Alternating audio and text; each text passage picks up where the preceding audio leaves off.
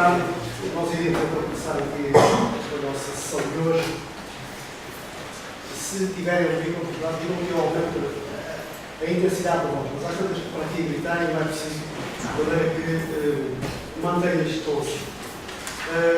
Naturalmente que o debate de hoje é um debate que está em concorrência com eventos de natureza discutível, que são hoje muito apelativos e, portanto, admito que isso contribua para alguma quebra, digamos, da participação. Em qualquer dos casos, o que é importante é ter a oportunidade, pelo menos as pessoas que se interessam por estas coisas, de poderem discutir, poderem debater, e acredito que na hora e meia que iremos estar aqui, a partir de agora, a debater este assunto, que não teve o método de Albuquerque e Almada, concorrência com o combinado, que no final certamente haverá aqui espaço para alguma reflexão e algum debate. Esta organização da AFER5, que estamos aqui pelas apresentações, é uma daquelas que vai na sequência das várias que têm sido organizadas ao longo do tempo, pelo menos, e que naturalmente se saúda por este tipo de ações e trabalhos envolvidos pelas organizações que se ocupam destes temas têm interesse. O debate vai ter fundamentalmente estes quatro elementos. O primeiro vai ser o engenheiro António de Governo da AFER5, vai fazer uma introdução ao tema das questões. Depois o Sr.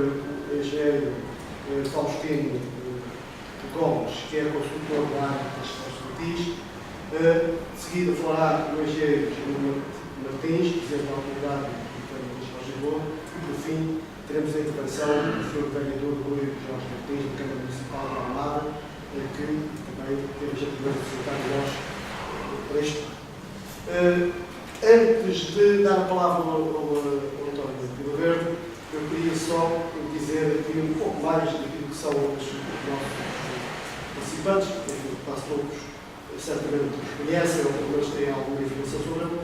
Portanto, o Sr. Vereador Rui Jorge Martins é vereador da Mobilidade, da Organização Urbana e da Proteção Civil da Câmara Municipal de Almada e é também presidente da ECAL. Digamos que certamente saberá também que está em grande permanência. O Sr. Engenheiro Germano Faria Martins é licenciado em Engenharia Civil pelo Técnico, com mestrado em Transportes também, e presentemente é presidente da autoridade, do Conselho Executivo da Autoridade Técnica de Transportes de Lisboa, e teve também a gentileza de juntar a nós para esta conversa. O Sr. Engenheiro Faustino Gomes é licenciado em Engenharia Civil, depois de 2004, tem mestrado também em Planeamento Regional Urbano e atualmente é presidente também da PIS, para além de ter uma experiência como consultor nestas áreas de mais de 25 anos. Finalmente, o engenheiro Vila Verde é engenheiro civil, é da Refer Telecom, património, tinha que enganar, patrimónios, e é membro da direção da AFER5. Bom, Vila Verde, se quiser fazer o favor de nos dizer o objetivo principal da nossa encontro, faça. Muito boa tarde. Queria só dizer umas breves palavras relativamente, essencialmente, o que é que motivou, digamos assim, a AFER5 a promover esta sessão. Eu, ano passado, em 2013, escrevi um artigo muito simples sobre o método de superfície de Almada e transporte rodoviário, os autocarros, centrando o artigo era um artigo muito simples. Eu vou só... É só para entrar por baixo.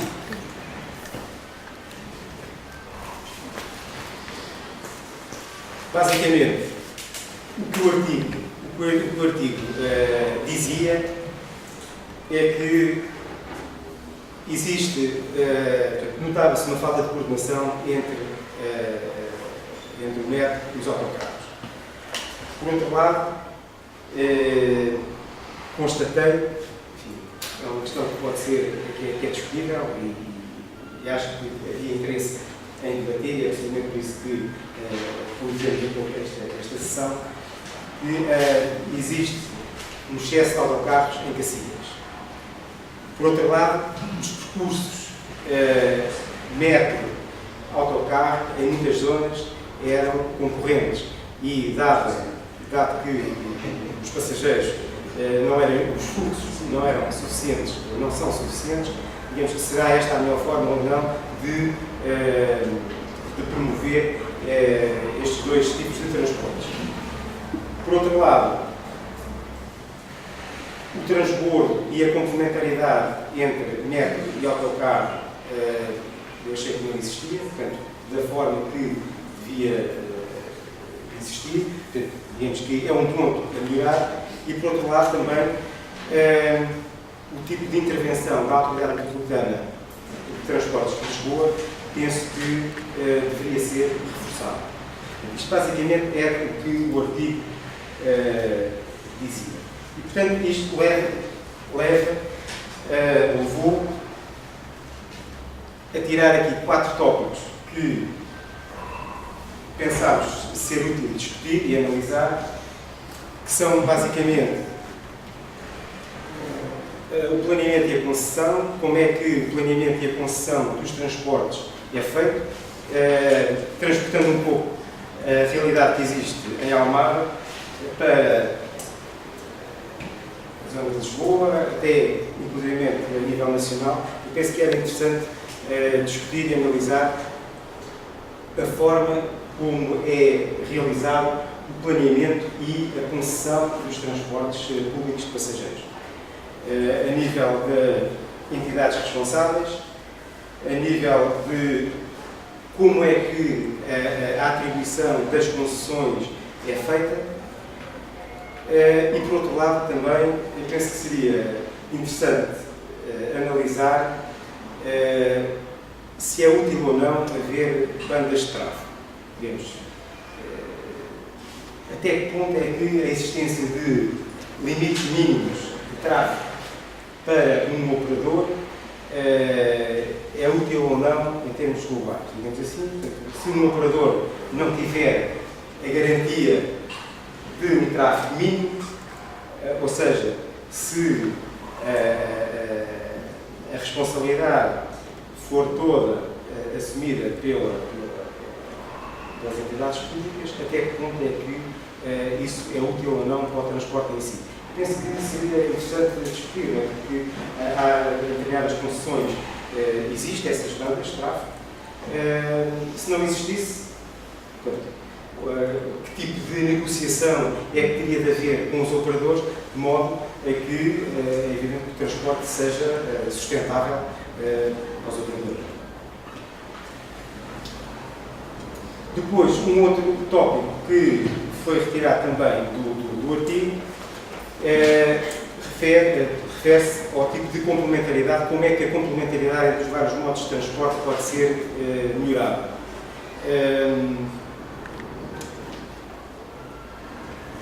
Deve existir concorrência ou complementaridade entre os vários modos de transporte. Como é que,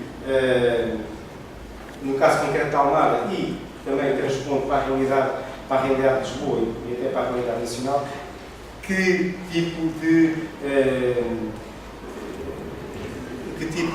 condições é que devem existir para que a concorrência ou a complementaridade seja implementada? Deve haver concorrência ou não? No caso da Almada, há determinados troços que se verifica que existe essa concorrência e, portanto, eu penso que em prejuízo dos próprios operadores. Eu penso que, se calhar, se houvesse maior complementaridade entre os vários modos de transporte, isso seria mais positivo, digamos, para o passageiro e, inclusive, para os próprios operadores também. Existe aqui um outro tema que seria interessante também analisar, que tem a ver com a fusão de empresas como solução para algumas dificuldades que têm havido a nível da coordenação dos transportes. O que significa que, realmente, face às dificuldades que têm existido a nível da coordenação entre vários operadores, a solução tem sido, em algumas situações, fundi-los.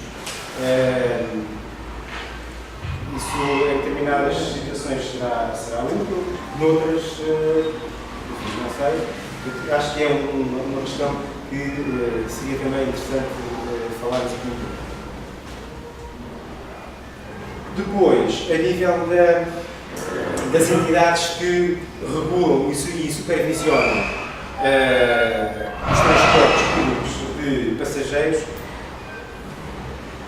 seria importante também refletir aqui um pouco sobre a capacidade de intervenção que essas entidades têm e têm tido ao longo do tempo, porque eu pessoalmente acredito numa forte regulação e, portanto, acho que uma regulação e uma coordenação forte que são absolutamente essenciais para que os vários operadores tenham sucesso e o transporte público de passageiros seja cada vez melhor. Se calhar, devido a determinadas dificuldades de meios, de capacidade de intervenção dessas entidades que têm sido criadas, o resultado não tem sido realmente aquele que seria expectável. No entanto, penso que também seria muito útil refletir aqui um pouco sobre o que é necessário fazer em termos práticos, em termos operacionais, para que essas entidades tenham uma intervenção mais eficaz em prol da melhoria da coordenação dos vários transportes, dos vários modos de transporte. E, por fim, existem algumas questões relativas, concretamente, ao transporte público de passageiros em Almada, que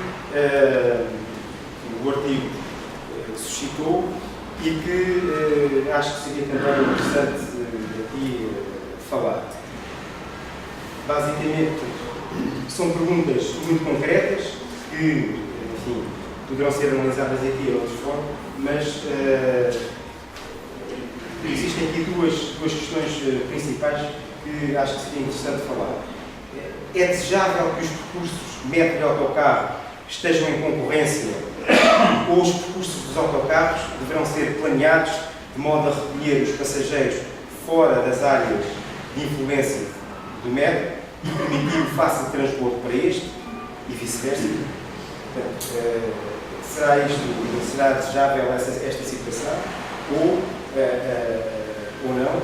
Portanto, os metros e os autocarros andarem em determinados percursos em concorrência. Outra questão é, por exemplo, que as ilhas têm ou não excesso de autocarros, que poderiam ser utilizados noutros recursos complementares ao metro. Pronto, são questões que acho que teria interesse em falar aqui. Penso que agradeço a vossa presença, porque digamos, as pessoas que estão aqui são pessoas com reconhecidos méritos e que tudo aquilo que possam dizer, trazer aqui para o debate, penso que pode ser transportado depois para a realidade do dia a dia, da tentativa de melhorar a prestação dos trabalhadores. Obrigado. Obrigado. Bom, acho que está feito um enquadramento em termos gerais daquilo que é o objetivo que o governo estava na ideia da administração. Eu passaria já a seguir a palavra ao Sr. Engenheiro Fausto Lopes, porque o tempo urge e nós temos que fazer uma boa história. Faça um bom Sr. Engenheiro. Eu peço que todos tiverem uns 15 minutos. Sim, faça sinal. Certeza. Eu vou tentar cumprir o prazo, mas a capacidade de entusiasmar às vezes é grande. Peço-lhes ajuda. Primeiro de tudo, queria começar para agradecer pelo convite e depois dizer-vos que apesar da Euratis continuar a ter todos os modelos atualizados, eu há muito tempo, eu pessoalmente há muito tempo que não trabalho nesta área. E, portanto, resolvi fazer uma apresentação, começando no início, assim, olha, agora vou olhar para isto de forma diferente, de uma forma sem estar logo virado para os modelos, queria olhar para aquilo que está disponível e para as coisas que são as diversas ferramentas ou alguns dos locais. Qual era o mote? Pegar no artigo de opinião que devia ser a nossa pedra de partida, e eu retirei daí uma frase. A falta de regulação dos modos de transporte de Almada está a dar razão, pelos piores motivos, aos que sempre puseram em causa a sustentabilidade do nosso país. Esta frase está lá e eu retiro aqui, de facto, a ideia de como é que então nós podemos olhar para o método dos autocarros em Almada e discutir este problema da concorrência e da complementaridade, tendo em conta que a percepção, e é verdade, a percepção é que, ao não haver esta complementaridade ou ao não haver uma melhor integração, estamos a tirar capacidade de ter um melhor serviço. Tome só ali a nota, por exemplo, um asterisco é que para mim a sustentabilidade tem que ser pensada na perspectiva financeira, na perspectiva económica e na perspectiva ambiental, e não podemos deixar de ter sempre estas três perspectivas. Como vos disse de início, eu não tenho neste momento conhecimento profundo da zona de Almada, e por isso, o que é que eu fui fazer? Fui dizer assim, então vamos lá ver quais são as redes do MSD e as redes do TSD, porque sei que são estas redes que se interligam, e fui à página do MSD e aparece-me, não sei se eu aqui tenho uma forma de mostrar, aparece-me este mapa, com a localização, mas não diz nada sobre o outro modo. Fala do metro, não me diz nada sobre o outro. Quando vou à página do TSD, verifico que tenho ali uma rede, mas mais uma vez naquele mapa também não aparece a rede do método do Tejo. Descendo um pouco mais dentro das páginas da net, verifico que de facto no MSD existe alguma informação da forma da sua rede e da articulação com outro modo e, peço desculpa, e no caso da página dos TSD, verifico que existem espinhas e que é possível olhar para a oferta que está a ser fornecida aos utilizadores, mas aqui também não aparece grande indicação dos pontos de interface. E, portanto, tinha duas redes integradas. Mas procurei um pouco mais e verifiquei que no Google Transportes de Almada aparece um mapa integrado. Mas eu consigo ler mapas, sem ler mapas, mas este mapa é difícil de ler. Este mapa é difícil de ler. Porquê? Tem muita informação. Tem as redes integradas, tem de facto as redes juntas umas com as outras, mas tem demasiada informação, não dá a capacidade de fazer zoom, ou seja, estava outra vez perdido. E então resolvi levantar uma questão. Será que a integração é uma proposta de valor para encontrarmos uma solução para este caso? Deixem-me dizer que eu há 10 anos digo que a integração é a chave de tudo, e acho que nos próximos 10 anos vou continuar a dizer que a integração é a chave de tudo. E, portanto, eu acredito sinceramente que a integração vai ajudar a resolver parte dos problemas, ou boa parte dos problemas. Mas não é uma integração qualquer, não é aquela integração que nós normalmente olhamos, que é a integração numa lógica da integração física das redes. E quando estamos a falar de integração física das redes, estamos a falar de integração no espaço, estamos a falar no tempo, estamos a falar na tecnologia, mas não é só isso que é para mim a integração. A integração tem 4 vertentes. Tem, de facto, a necessidade da integração física, mas é muito importante que tenhamos integração lógica. E integração lógica quer dizer termos os sistemas a conversar uns com os outros e dos diversos operadores, de forma a que possamos, por um lado, gerir melhor, atrasar um pouco o autocarro para que ele possa fazer melhor interligação com o barco, ou possa fazer melhor interligação, neste caso, com o metro ligeiro, ou ter essa informação para poder dizer às pessoas: atenção, a sua conexão vai demorar 3 ou 4 minutos, e retirar o medo das pessoas de eu agora não estou aqui a fazer uma ligação com um transbordo e vou ficar aqui pendurado. E, portanto, a integração lógica é uma integração fundamental também nesta perspectiva de nós conseguirmos dar o salto para uma realidade muito melhor. Depois há a integração tarifária. Para o cliente não quer saber em que modo é que vai. Não podemos pensar que o cliente quer ir lá para B, não há hipótese, ele quer ir lá para B, se vai numa conjunção de 2 modos, se vai só num modo, se vai em 4 modos, ele não quer saber, é a melhor ligação entre A e B. Por outro lado, os operadores têm uma preocupação, que é receber aquilo que estão a produzir, não só em termos destes passageiros que transportam, mas também em função daquilo que é o cumprimento das legislações que lhes estão associadas. E, portanto, há esta preocupação de integração tarifária que tem que ser resolvida também nestas duas vertentes, do lado dos passageiros e do lado dos operadores. Por fim, eu não falarei tanto, depois o engenheiro Germano provavelmente vai falar, mas é importante também termos a integração institucional. Nós temos que garantir os mecanismos de regulação e de planeamento das redes. E temos que garantir que as coisas funcionam. E para isso é preciso que esteja resolvida também a componente institucional e a componente da fiscalização e da regulação.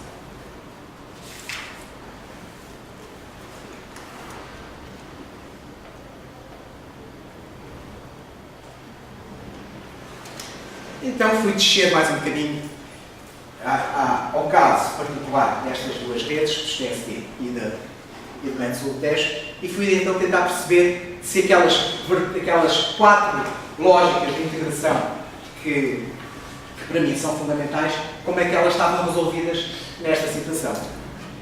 E na página do Bem Sul do Tejo temos este tipo de informação e em cada uma das estações, eu aqui por acaso cliquei em Santa Mar, aparece uma lista de autocarros dos TST que tocam aquela estação. E, portanto, eu fiquei aqui com mais informação que me podia, de alguma forma, ajudar. E fui fazer isto para o Troço Central Almada e Cacilhas e verifico que, primeiro, o número de carreiras, isto vem, de alguma forma, ao encontro daquilo que o Sr. Engenheiro Verde já disse. O número de carreiras que toca, por exemplo, Cacilhas é imenso. E verifico que há aqui um conjunto de 4 carreiras, da 124, 125, 126, 127, que por acaso até tocam as 5 estações deste troço. Entre Almada e Cacilhas, estas 4 estações estão a tocar, estas 4 carreiras estão a tocar todas as estações. E isto interliga com as linhas 1 e 3, que são as linhas do metro que fazem aquele troço.